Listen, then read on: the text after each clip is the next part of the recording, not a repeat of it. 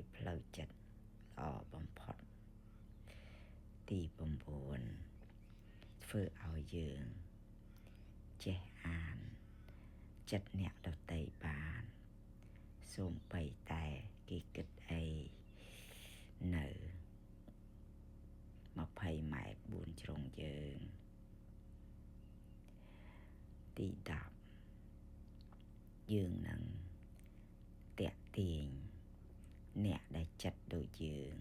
មករកយើងអូតូទី11អ្នកនឹងជាមនុស្សមានបារមីទី12មនុស្សនៅជុំវិញអ្នកនឹងស្រឡាញ់អ្នកអូតូសូម្បីតែសត្វទាំងអស់ក៏ស្រឡាញ់អ្នកដែរ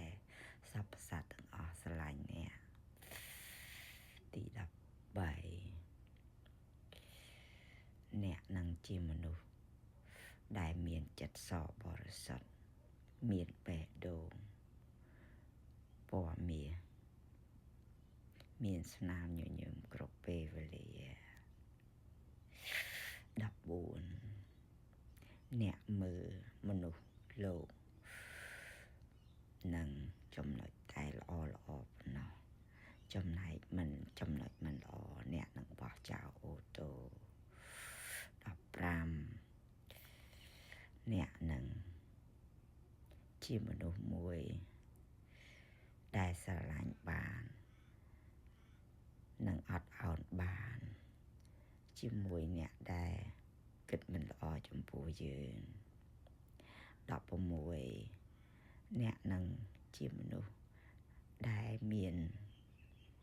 ការយោគយល់ខ្ពស់បំផុតជាមនុស្សបេះដូង kindness 17អ្នកនឹងស្រឡាញ់ក្មេងៗទាំងអស់ព្រោះអីក្មេងៗគេបរិសុទ្ធដូចជាអ្នកដែរចិត្តបរិសុទ្ធ18